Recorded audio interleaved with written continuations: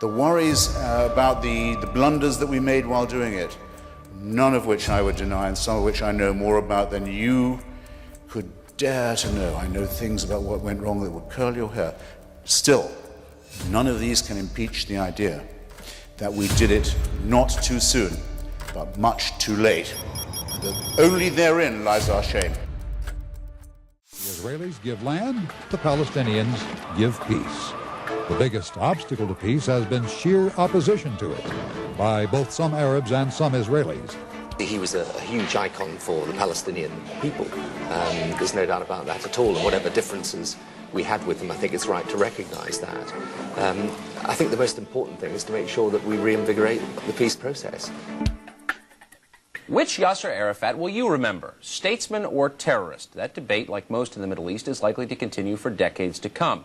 And to make sense of it all, we've invited our friend, the brilliant writer, world traveler, and feared iconoclast Christopher Hitchens, whose new collection of essays is called Love, Poverty, and War. Christopher, I am more confused than ever about the distinction between terrorist and statesman. So Yasser Arafat dies this week after decades of sponsoring terrorism, and the Vatican, of all places, issues a statement essentially praising him as a statesman and expressing pain at his passing. Which was he, terrorist or statesman? Well, his achievement is, if we're going to be generous for a second to the departed, is a cosmological one, I would say. Until, at any rate, the '67 war, and maybe sometime afterwards, people thought of it as Israel versus the Arabs. In other words, there's this tiny Jewish state, and then there's this huge sea of Arabs and Muslims around it, and everyone's feeling of natural identification with the underdog kicks in. After the work of Arafat internationally, it more and more became obvious that it was Israel versus the Palestinians. In other words, it was two quite small peoples in this quite small land who had to find a way of sharing it one way or another. And he did shift the dialogue. It became Israel versus the Palestinians. But he did it at a huge price. I mean, the first of which was to identify the cause of Palestine with someone swarthy, unshaven, unscrupulous, who toted a rod on the podium of the United Nations. Murderous, too. But while talking about olive branches, and never could seem to make up his mind. As for terrorism, look, I mean, the fact is that international law guarantees people the right to resist if they are under occupation. It doesn't mean they are entitled to do anything. Right. There are certain things that are crimes by any definition. Like kill Olympic athletes. But that's why people sometimes hesitate to use the word terrorist flat out, or use it But post 9/11, I mean, aren't we in an age where we have to draw clear distinctions between legitimate political resistance and terrorism? Well, that's why I think the chairman's first act, Chairman Arafat's first act, widely photographed. You may remember it was to be photographed giving blood for the victims of 9/11. He wanted as clearly as he could to try and take advantage of that distinction. But he could never do it convincingly. By the way, I don't know who got that blood, but I hope they threw it away. Well, I don't, yeah. Excellent point. There's this sort of weird contradiction in the way people seem to be remembering him. At least the first editions of his obituary seem to say this, that he was this great man, leader of his people, repository of the hopes and aspirations of the Palestinians, and yet only now that he's dead do the Palestinians possibly have a hope of actually getting a state. His corruption, for example, was quite extraordinary, and a lot of the row that there will be among the Palestinians now is what happened to all this money? Did it go into his personal bank account? Almost certainly it did. He set up about 3 extra militias to try and control the Palestinians on top of the existing occupation. I mean, he made Gaza into more of a police state prison than it was already. Of the Arab leaders, his closest relationship was probably with Saddam Hussein in the last few years. He self-identified with dictators. He was a dictator before he had a state to rule over. These are all terrible things to be saying about a dead guy, but they're all true. And all the Palestinians basically know this, but they don't like to denounce the chairman or see him denounced by others. Now, Arafat died in France, where he was probably more popular than he was in, say, Egypt. Indeed. Arafat was genuinely popular in France because he was seen as this indigenous leader, this revolutionary leader, spokesman for his people. And yet the French, amazingly, from my point of view, this week essentially invaded the Ivory Coast, blew up the Ivory Coast Air Force, I think both planes, yeah. In defense or in response to this attack on, I think, 8 or 9 legionnaires. Is this hypocritical? France reserves the right to invade other countries when it wants to, but denounces other nations when they do that? What's the standard? it's such a wonderful target, but someone has to do it. French unilateralism has always been a huge factor on its own. They claim the right to explode nuclear weapons for testing in the atmosphere in French Polynesia, which is one of their rundown colonies in the Pacific, not caring about the fallout, and they claimed the right to murder the crew of the Greenpeace vessel, the Rainbow Warrior, which went to protest about this. They blew up that ship, killing one of its crew in the harbour of New Zealand, which is respectable democracy. In Africa, they have what they call la francophonie, in other words, the former French colonies of Africa who have their own economies still tied to France, and where France intervenes at will militarily. They intervened militarily in Rwanda to try and keep going the government, the genocide government that they had installed there. They go into Ivory Coast without so much as a by your leave. I've been in Côte d'Ivoire. You have to spend a lot of time there proving to people that you're not French, which is actually, with my French, it's fairly easy to do. But they look at you and they want to be sure you're not French. The same in Congo, by the way. It's the last really aggressively colonial European power. And it doesn't ever, though it is a member of the Permanent Five of the UN Security Council, it never seeks UN permission for any of its interventions. Well, and they didn't even seek parliamentary permission for this move. Now, the Ivory Coast... And if a leader of any of these countries is elected who they don't like, they usually have him assassinated. There used to be a man, Michel Foucault was his name, whose cabinet-level job it was to do coups and assassinations in French Africa. Christopher Hitchens, thank you. Sure. You know, Hitchens makes a really good point about Arafat. The guy changed how the world even talked about the Middle East. Before him, it was Israel versus the Arabs, this big, uneven fight. But after Arafat, it became Israel versus the Palestinians. Two small groups fighting over the same small piece of land. That shift mattered. It gave Palestinians a voice on the global stage. But at the same time, Arafat turned that cause into a mess. Billions of dollars in aid just disappeared into his personal accounts, and the areas he controlled became police states. He talked about peace, but his actions fueled corruption and violence. And then you've got all this hypocrisy. The Vatican calling him a statesman, France praising him like he's some freedom fighter, while they're out there bombing the Ivory Coast and backing dictators in Africa. Like, come on. Hitchens is basically saying when politics start bending morality, words like terrorist or hero stop meaning anything. What really matters is what people actually do, not the flag they wave or the story they tell. Now, on this question about the Mesopotamian War, everybody knows why they oppose it, don't they? Everyone's clear on what their reasons are. We were told wrong things. We were given inaccurate information by dubious governments. We were sort of cheated into a feeling that our delegations at the UN had overstated the matter of weapons of mass destruction and terrorism. In fact, when you think about it, you'll find that it's probably even wrong to mention Saddam Hussein in the same breath as weapons of mass destruction or terrorism. I have a couple of tests of my own for whether people know what they're talking about when they're talking about Iraq. Anyone who says that Saddam Hussein was, okay, a bad guy, doesn't know what they're talking about. You hear that said quite a lot. They don't know. They don't know what fascism feels like. They don't know what it's like to see families forced at gunpoint to applaud the torture and execution in public of their family members. They don't know what it's like to see 180,000 members of the Kurdish people, at a minimum, killed by poison gas in the northern provinces of Iraq. They don't know what it's like to see at least that number of Shia Arabs killed in southern Iraq. They don't know what it took, Anglo-American, British-American policy, to put a no-fly zone from 1991 onwards over those two zones to make sure that those two genocides could not be replicated. They don't know what it would be like to be a citizen of Kuwait or Iran, seeing Saddam Hussein's army coming over the horizon, attacking your civilians in that way, abolishing, in one case, the whole existence of a member state of the Arab League and of the the Islamic Conference and of the United Nations, abolishing it, annexing it, making it part of Iraq. They didn't hear the speech from Saddam Hussein saying the only mistake he ever made was that he invaded Kuwait before he'd finished the nuclear weapon. He should have done it the other way around. First get the nuclear weapon at the Tuwaitha reactor, which we found as a result of the Kuwait war when we weren't looking for it.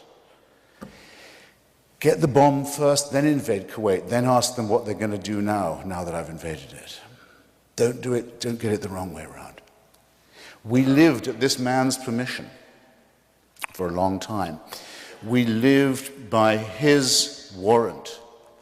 Only his stupidity allowed us to be as complacent as we were. And in the meantime, fighters in northern and southern Iraq were fighting against a tyrant who we should have been fighting ourselves. The liberation of Iraq, in other words, the decision that we had to move the Iraqi people and the region into a post-Saddam era, will stand, I'm convinced, as one of the greatest decisions of American statecraft, as one of the things that American soldiers, male and female, and politicians who voted for it, those who've defended it, will be proudest of in the future of any decision we've ever made. Despite the ridicule, despite the incompetence, despite the failures, despite the disappointments, let us review what we've done. First, we have removed a keystone state of the Middle East from the control and sole ownership of a psychopathic crime family who owned all of Iraq and treated its people as if they were disposable citizens.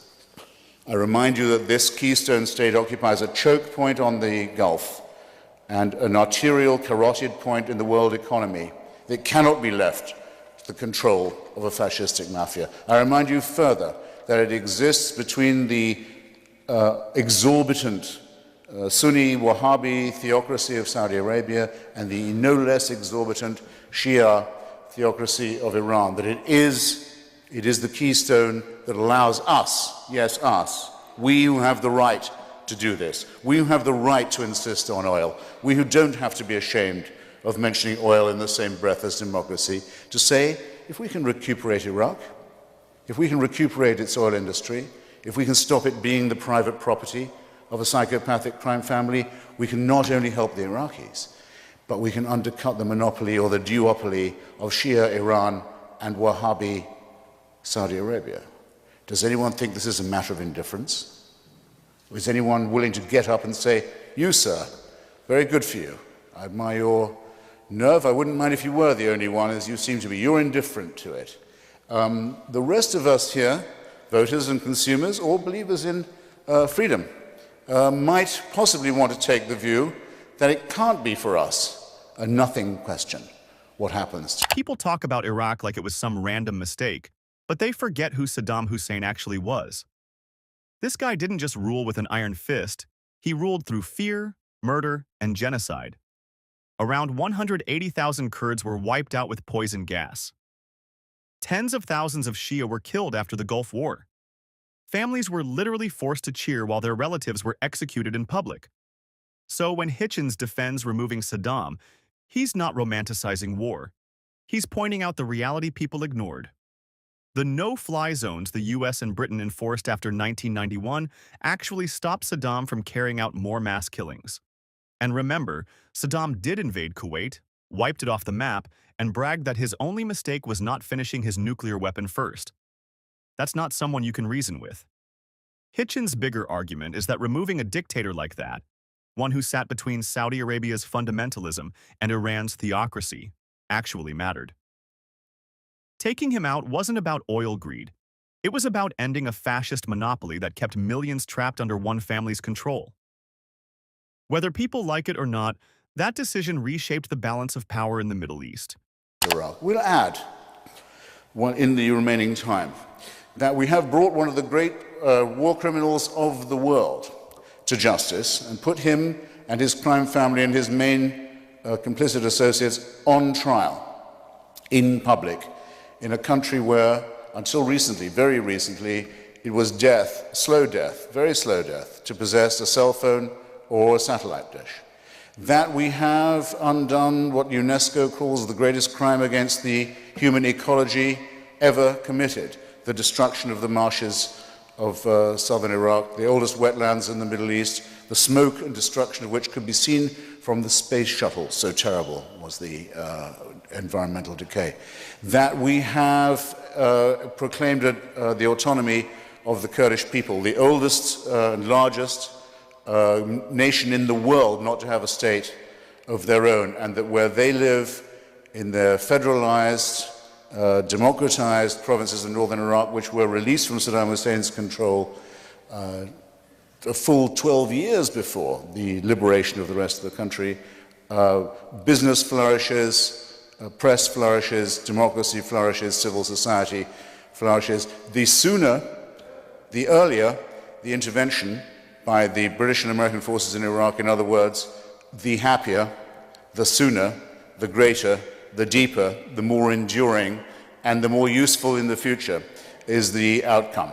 I'm willing to defend, because I've just seen time, I'm willing to defend and underline and repeat and restate and emphasize everything I have said so far. So all of you who've come here under the pathetic illusions peddled by Hillary Clinton, Harry Reid, and MoveOn.org have all your work still ahead of you. And you thought it was going to be easy, didn't you? Bye now.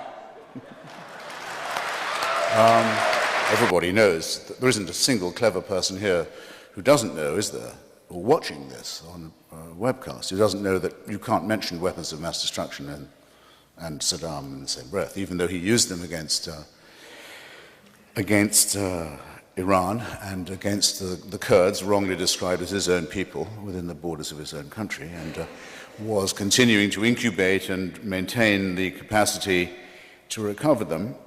However, for actuarial purposes, let me just say that having enforced the resolutions that governed this question in the case of Iraq, we forced the capitulation of Colonel Gaddafi, whose stock of WMD we had underestimated when he came in, and he didn't surrender, I might add, to Kofi Annan or Jacques Chirac. Where did Colonel Gaddafi come a few weeks after the fall of Baghdad to say, okay, you can take all my stockpile now and put it in Oak Ridge, Tennessee, where it now is, which is where it should have been? He didn't come to Kofi Annan. Hold your applause, comrades. I know I'm never going to get any from a but thanks for trying. I sort of appreciate it. He didn't come to Kofi Annan or Jacques Chirac or the prostituted, equally prostituted Gerhard Schroeder, the real blood for oil pimps and prostitutes who constituted the leadership of the anti-war movement in European politics. No, he came to Tony Blair and he came to George Bush, said, I give up. Okay, let's have a look at this big stockpile that Colonel Gaddafi's got all this time. It's bigger than we thought, much bigger than we thought. We accused him of a lot. It was much worse than we thought, as it had been with Saddam Hussein at the time of Kuwait, much worse than we thought. Well, let's have another look. Where's he got it from? Where's it come from? It's come from North Korea. And it's come from Pakistan, our ally. So by walking back the cat, as it's called in Washington, we discover from this capitulation the AQ Khan network. We shut it down. Or at least we put its leader under house arrest, at least for now. At least we put the North Koreans in the frame, and they know we've got them. This is the biggest non-proliferation victory there has ever been for any US administration ever in history. That's the first thing. The second is we catch the guy who rolled Leon Klinghoffer off the deck of a cruise ship in the Mediterranean, who avoided arrest when he was caught, had to be released, because he was traveling on a diplomatic passport. A what passport? A what passport? A diplomatic passport. What diplomatic passport? An Iraqi diplomatic passport. Just like Abu Nidal had been traveling on, just as like every other terrorist gang you've ever heard of in the Middle East had been headquartered in Baghdad. We shut that down too. You think this is nothing? You think it's nothing. You want to sneer at it and say, Bush says, mission accomplished? Sneer. Go on, sneer. These achievements are real. There are four reasons for which a state previously sovereign, may lose its sovereignty, may be deemed to be outside the law. They are four. I'll recite them quickly. 1, violations of the Genocide Convention, which we have signed. And by the way, by all means, let's impose this on Sudan. And by all means, let's impose it on them for Darfur. And on China for many other offenses too.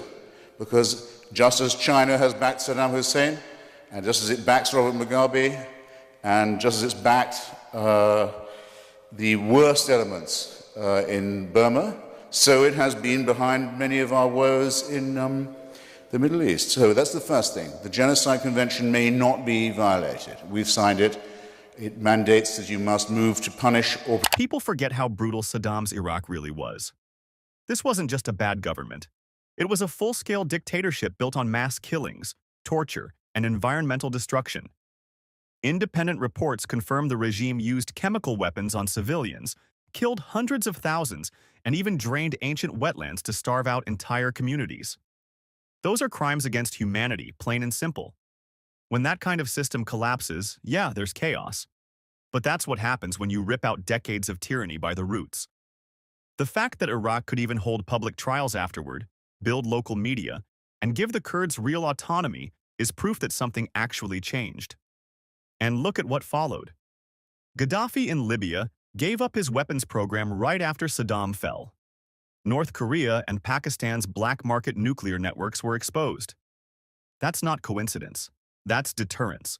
Prevent genocide. Second, a regime loses its sovereignty if it violates the Non-Proliferation Treaty. Iraq has used weapons of mass destruction on its own territory and on the territory of others. Third, you may lose your sovereignty if you give aid, comfort, and harbor to international terrorist groups. Iraq is multiply convicted of this. And fourth, for occupying and invading the territory of other nations, which Iraq had done several times, continued to do, and was intending to do again. This is not, unfortunately, the case with all the despots we'd like to get rid of. The cheap point that Peter ends with, saying, if you're going to do Saddam Hussein, don't you have to do anybody, must reach the critical standard I've just mentioned. The four great offenses: repeated, flagrant, gross, and intentional, and going to be repeated, all of them again. It was essential that we move Iraq and the region into a post-Saddam Hussein era, and the woes that have fallen upon us, the second thoughts we're bound to have, the worries about the blunders that we made while doing it, none of which I would deny, and some of which I know more about than you could dare to know. I know things about what went wrong that would curl your hair. Still, none of these can impeach the idea that we did it not too soon, but much too late, and that only therein lies our shame. Thank you. You've been a very eloquent critic of empire throughout your career, and as a young man, I admired you a great deal for it. Are you prepared to admit now that the United States adventure in Iraq is also an adventure in imperial activity? You asked this audience what a person who acts as if God is on their side acts like, and I would suggest to you that that person acts much like the candidate you supported in 2004, George W. Bush, in particular as regards the adventure in Iraq. Yes, yes. No, I quite understand your point, and my response would be the following, and I hope you're ready for it. And those who, I'll do my best. And those who did that clapping thing that they still haven't, is this. Everything the United States has done in Iraq has been imperial, since 1968, at least. When the Central Intelligence Agency claims that it helped install the Saddam Hussein wing of the Ba'ath Party, follow me here, not just the Ba'ath Party, bad enough, a fascist party with some Stalinist inflections, but the Saddam Hussein wing of it in power in Baghdad. That's how the CIA claimed to have acted in 1968. The United States was still an empire in 1974 when Henry Kissinger promised the Iraqi Kurds American support in their fight against Saddam Hussein with the backing of the Shah of Iran and Israel, and didn't tell them that he was about to sell them out when Saddam Hussein and the Shah of Iran were going to make a handshake over their dead bodies. That was just as imperial. It was, the United States was an empire when Jimmy Carter gave a green light to Saddam Hussein to invade Iran in 1980, and told them that with American intelligence supplied by satellite through Saudi Arabia, that they would achieve a swift victory over the Iranians and probably recover the Arabic-speaking territories of Khuzestan, of Persia, for Iraqi control. That war, we reckon, I've been to the cemeteries in Iran and in Baghdad of that war, probably not less than 1.5 million casualties. I haven't factored in all the casualties. All of these were imperial. In other words, if the United States is either imperial or it isn't, if it is, it's just as imperial not to intervene in Iraq and to leave the status quo the way it is, as it is to intervene. In 2003, for the first time I know about, the United States intervened in Iraq on the right side. And I'm proud of having advocated that policy. Okay? I knew I wouldn't get any applause. But I just want you to know that's what I think is the distinction. No, hold it. Please, that's the distinction. Now, there was, not to intervene would have been just as imperialist. And that was the attitude that Kissinger, Scowcroft, Bush Sr., Pat Buchanan, the other elements of the conservative and imperialist right did advocate, because these are the Saudi lobby who are the core of imperialism in my hometown of Washington. They said, no, leave Saddam Hussein as the buffer state. We like things the way they are. Don't you tell me that's a non-interventionist policy, okay? And don't tell yourself that, because you're letting yourself and your MoveOn.org friends off much too lightly, okay? Voila. And you thought it was going to be easy, didn't you? Bye now. What Hitchens nails here is the idea that tyranny forfeits its right to sovereignty. When a regime gasses its own citizens, invades its neighbors, funds terrorists, and breaks every international law meant to protect human life, it stops being a country and starts being a threat to civilization. That's not opinion. That's written straight into the UN conventions after World War II to prevent another Hitler. He's also right about the hypocrisy of calling America imperial only when it acts. The US had already been meddling in Iraq for decades, propping up dictators, cutting deals, playing both sides. Doing nothing would have been just as imperial, because it meant keeping Saddam in power for the sake of oil and stability. Hitchens saw that the real moral act was finally breaking that cycle, even if it came late and messy. The truth is, evil doesn't vanish because you look away. It grows until someone takes responsibility for stopping it. So what do you think? Was Hitchens right that waiting too long to act is its own kind of crime? Drop your thoughts in the comments, hit like if you learned something, and subscribe for more deep dives into debates that still shape how we see the world today. Picking and choosing in the space of possible experience, would you grant that there are experiences you haven't had and you don't know what you're missing? Yes, in terms of what I would, if experiencing those, subjectively enjoy, sure. Or there are experiences that are available to people and, other conscious minds, but they're not available to you given how you are, right? So you might not have the talent required to get there, or the genes required to get you there. Or absolutely, no problem with that. Okay, so the landscape of possible experience extends what you currently know or even can know, right? And that's true of every person like you. And then now we're saying boo at each other in that context. And this landscape we're talking about is a landscape of experiences, either possible or actual, which so that now this new pleasure opens up to me and I can experience it. What would I do? I'd look at that pill and I'd go, yeah, sounds great, awesome. And I'd take the pill just because I would prefer to have that preference. It's a second order preference, right?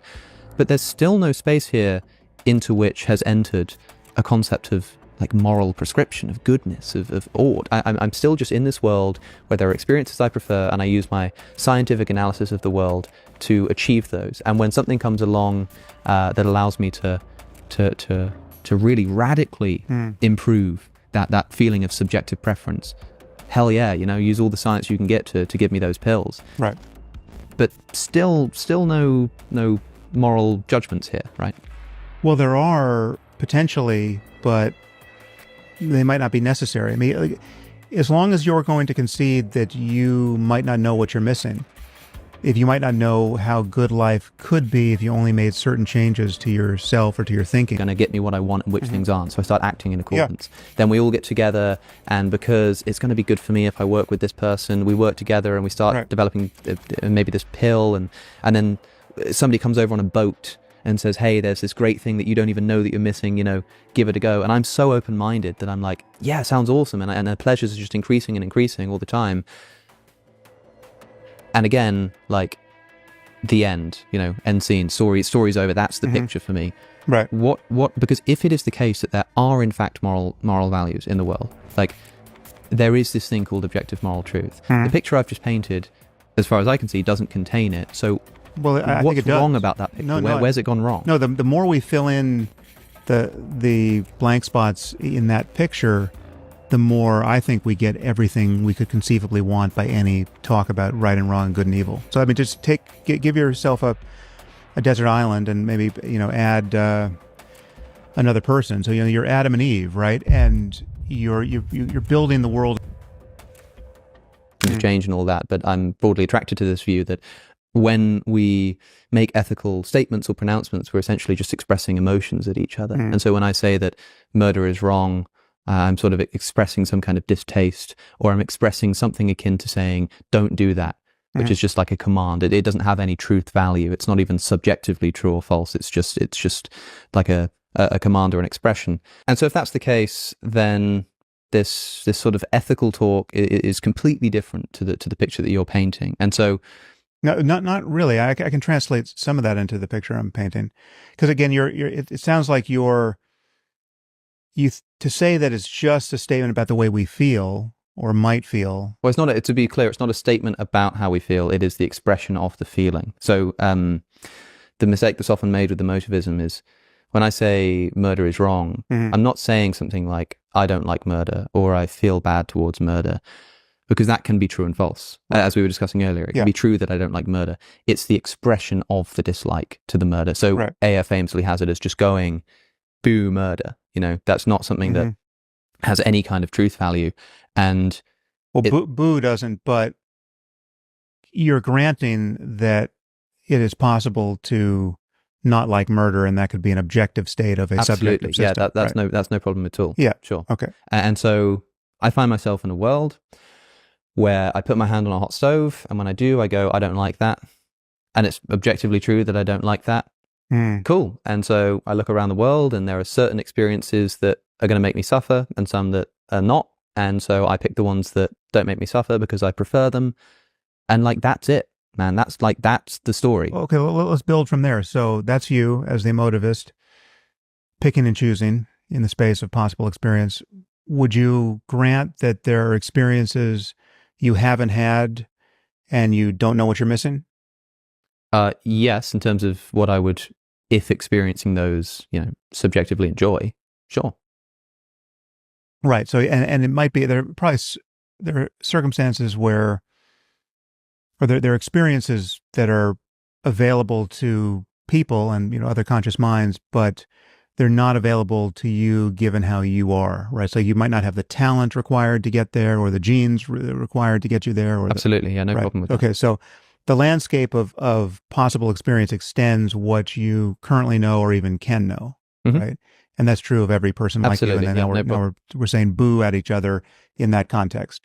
And this landscape we're talking about is a landscape of experiences, either possible or actual, which if I were to experience them, I would go, yay. I'd go, yeah, sure, great. But the yay, the thumbs up and thumbs down can be increasingly strident, right? I mean, like there are experiences that are so good. Absolutely. That you'll have the experience of everything that's happened up to me, up to this moment in my life, it was comparatively worthless compared to this experience that I'm now having. Sure. Right?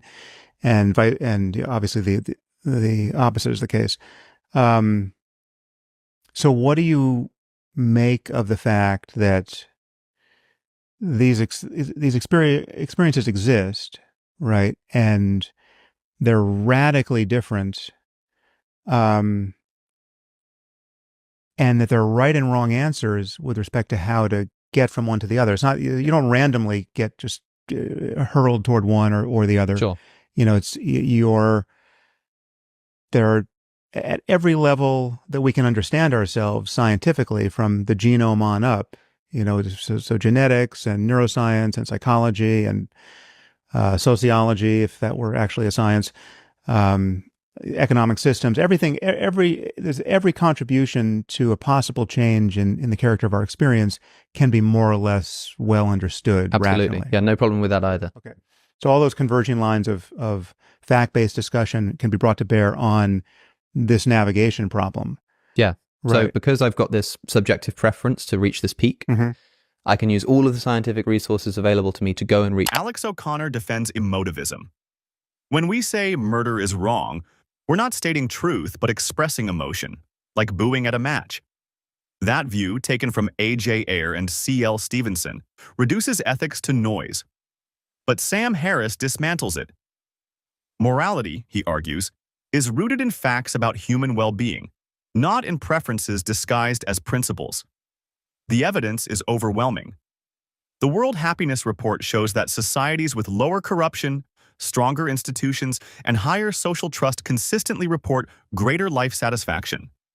Neuroscience proves that poverty and violence alter brain function, impairing learning and shortening lives. Economic studies demonstrate that inequality and instability directly erode health and social cohesion. These are not opinions, they are measurable realities. History reinforces Harris's case. The documented decline of homicide, slavery, and torture, alongside rising literacy and falling child mortality, tracks with the growth of secular governance, science, and human rights. Flourishing increased not because people shouted louder boos and yays, but because real conditions changed. Harris's point is stark. Morality is not emotion. It is a domain of truth, grounded in the facts of what helps or harms conscious beings. Other element to this, which is you've got your preference weights such as they are now. You got the factory settings, but you didn't pick your parents, you didn't pick your genes, you didn't pick the factory, you didn't pick your culture and the world into which you were born, and you've been tuned up by forces beyond your control. Yep. Now we have something like a completed science of the mind, and you can actually change your preferences. Okay. Right. And there's this additional question of whether you should do that, whether that would be a good thing to do, but good as measured by what? Well, in my universe, we don't have terms like good yet. That hasn't entered into the so picture. You'll just say boo differently if we change those weights, right? So let's say like somebody offers me the opportunity to take a pill, and let's say that in this world I don't really like music that much. Right. So I don't really care for it, whatever. And I can take a pill that's suddenly going to turn me into this great music lover where I'm going to experience this brand new joy. And although right now my preference isn't to enjoy music, so it doesn't seem to matter to me, I can change my preferences so that now this new pleasure opens up to me and I can experience it. What would I do? I'd look at that pill and I'd go, yeah, sounds great, awesome. And I'd take the pill just because I would prefer to have that preference. It's a second order preference, right? But there's still no space here into which has entered a concept of like moral prescription, of goodness, of ought. I'm still just in this world where there are experiences I prefer, and I use my scientific analysis of the world to achieve those. And when something comes along that allows me to really radically improve that feeling of subjective preference, hell yeah, use all the science you can get to give me those pills. Right. But still no moral judgments here, right? Well, there are potentially, but they might not be necessary. I mean, as long as you're going to concede that you might not know what you're missing, if you might not know how good life could be if you only made certain changes to yourself or to your thinking or to your culture, right? So we have a bunch of people like you who just don't want to talk about shoulds and oughts, right? And they never do. They just occasionally they say boo, but they don't think anything really hangs on it. And then if it could be an empirical fact about you and or people like you, that you're cognitively and emotionally and culturally and civilizationally closed to certain outcomes, which are available the moment you begin to play a little bit differently. I'm not sure why those would be correlated, because like this idea that, there are experiences that are available to me that I don't even know what I'm missing. Alex O'Connor argues that morality reduces to preference.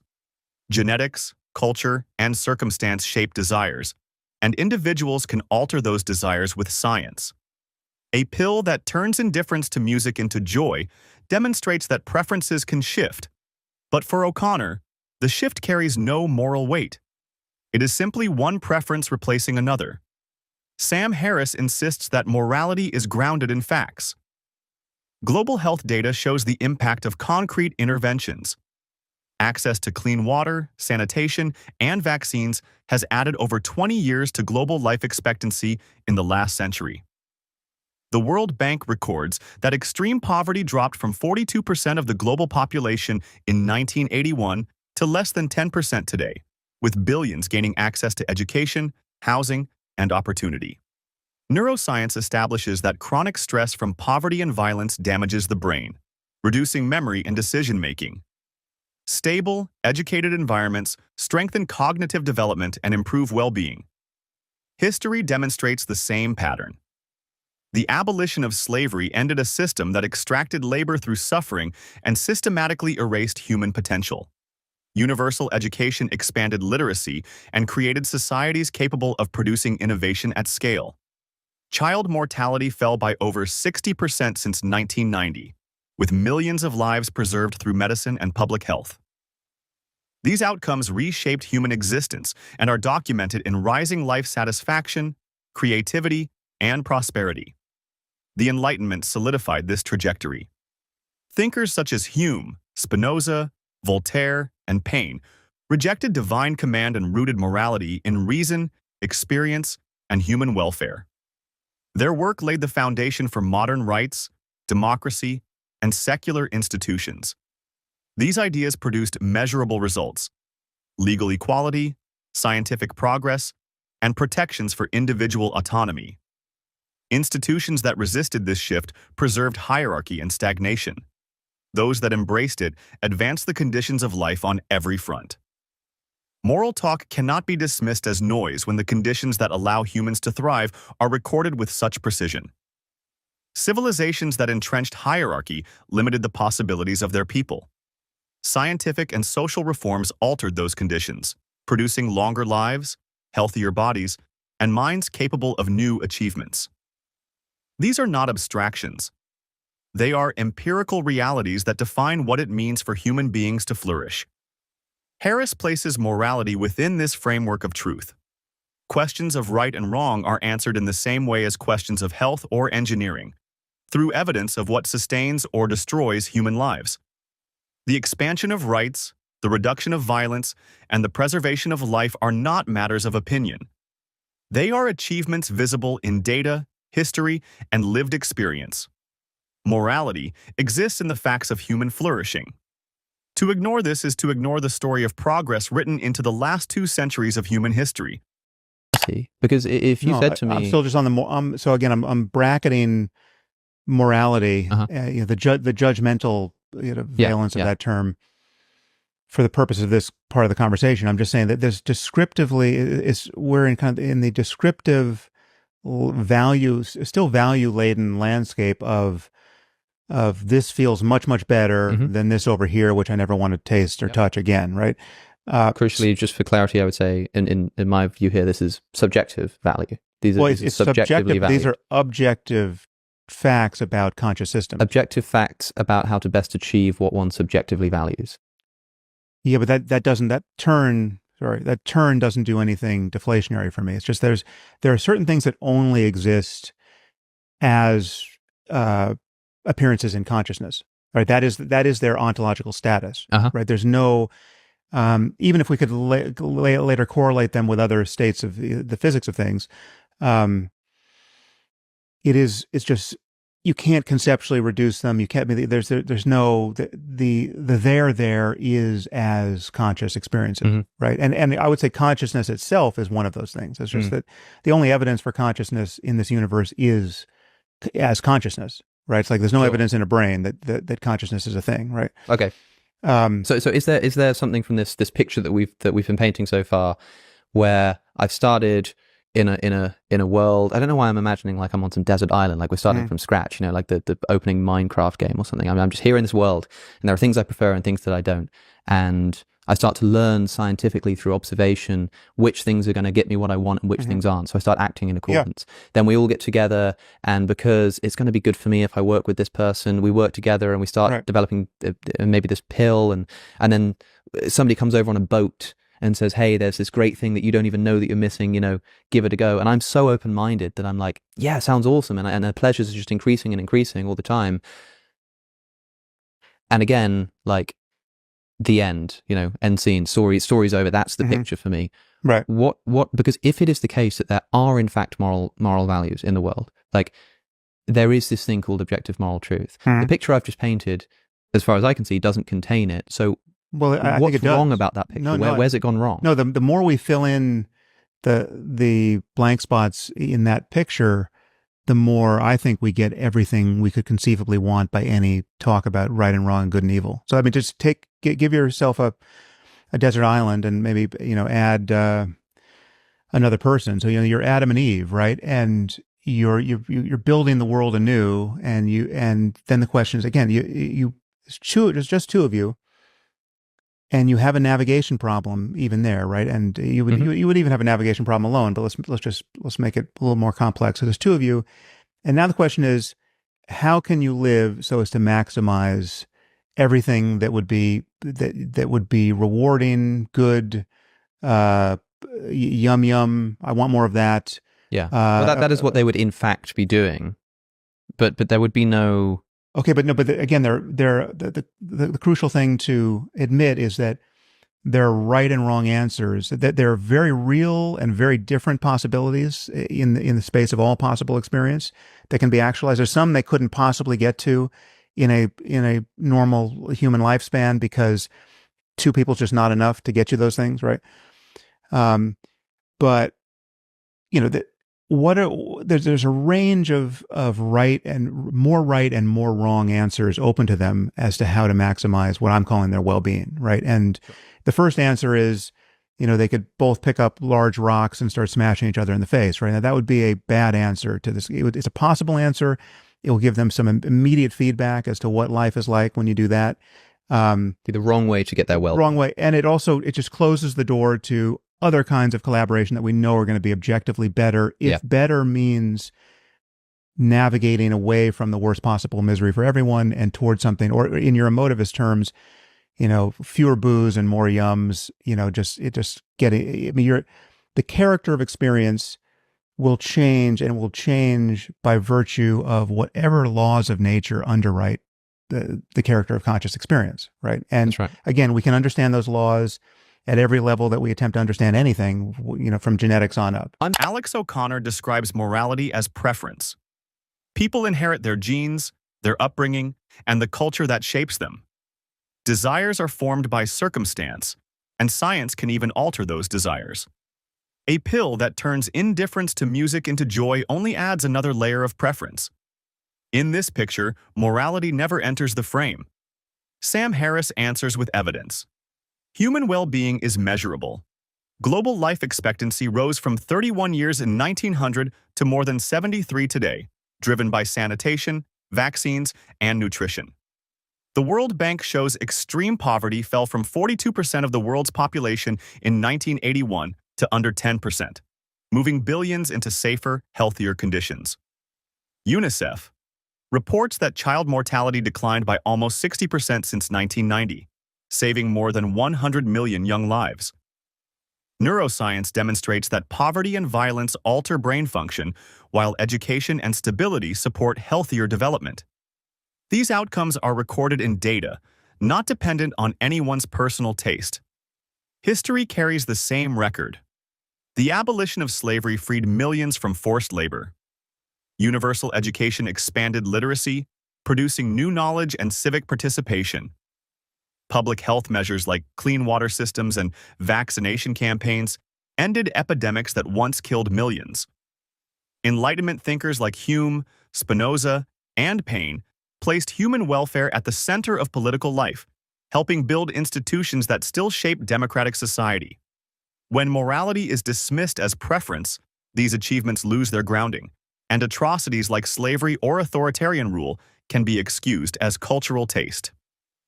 Harris points to this landscape as the substance of morality. Questions of right and wrong find their answers in the realities of human flourishing, not in abstractions. The record of progress is visible in falling mortality, rising literacy, and expanding opportunities. The evidence already speaks. Morality exists in the facts of human well-being, and the task is recognizing it. What do you think? Is religion essential for moral values, or can ethics and compassion stand on their own? This isn't really an argument for God's existence. Rather, it's the claim that you can know that God exists wholly apart from arguments simply by immediately experiencing him.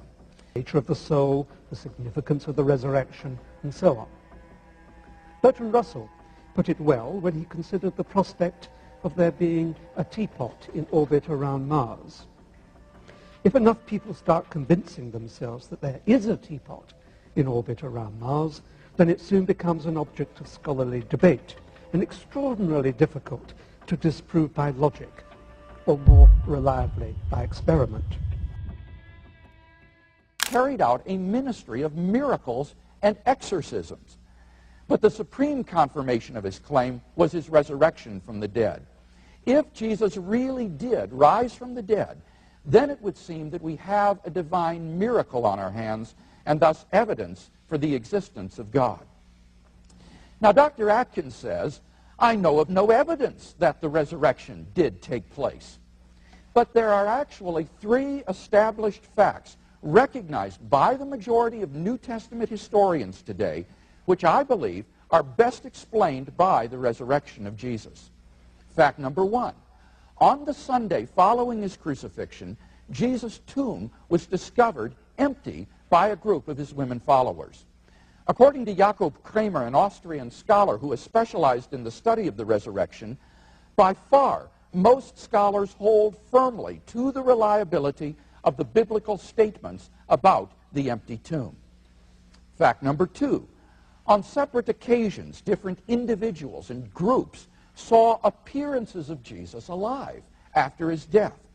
According to the prominent New Testament critic of Vanderbilt University, Gert Ludemann, it may be taken as historically certain that the disciples had experiences after Jesus' death in which Jesus appeared to them as the risen Christ.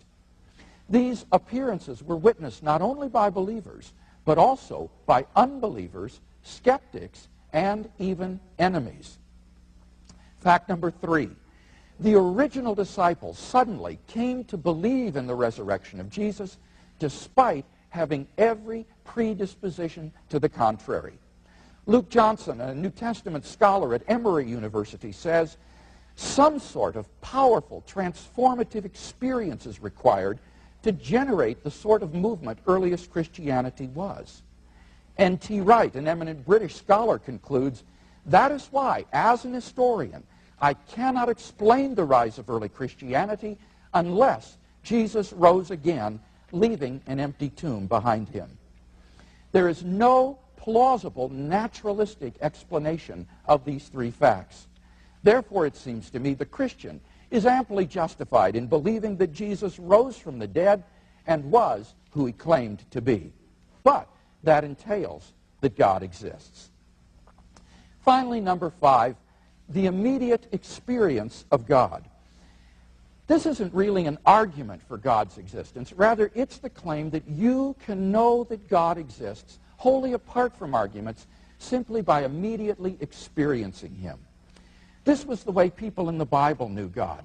As Professor John Hick explains, to them, God was not an idea adopted by the mind, but an experiential reality which gave significance to their lives.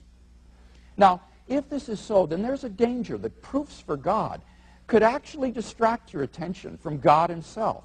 If you're sincerely seeking God, then God will make his existence evident to you. The Bible promises, draw near to God, and he will draw near to you. We mustn't so concentrate on the external proofs that we fail to hear the inner voice of God speaking to our own hearts. For those who listen, God becomes an immediate reality in their lives. In conclusion, then, we've yet to see any evidence to show that God does not exist, And we have seen 5 reasons to think that God does exist. Together, these reasons constitute a powerful cumulative case for the existence of God. If Dr. Atkins wants us to believe atheism instead, then he must first tear down all 5 of the reasons that I presented, and then in their place erect a case of his own to prove that God does not exist. Unless and until he does that, I think we can conclude that theism is the more plausible worldview. When we look at the resurrection claim critically, the evidence falls apart. The Gospels are our only sources for the empty tomb, yet they were written 40 to 70 years after the crucifixion in Greek by people who never met Jesus. Paul, the earliest Christian writer, never even mentions an empty tomb in his letters. In fact, 1 Corinthians 15, his main resurrection passage, only speaks of appearances, which fits experiences of visions, not physical encounters. Psychology explains this well. Grief-induced hallucinations are common. Studies show that up to 30% of widows report sensing or seeing their deceased spouse. Entire groups can share these experiences, like the Marian apparitions at Fatima, witnessed by thousands in 1917, or mass UFO sightings. These don't prove the supernatural. They prove how human perception works. Historically, resurrection myths weren't unique. Osiris in Egypt, Mithras in Persia, and Dionysus in Greece were all said to have died and risen.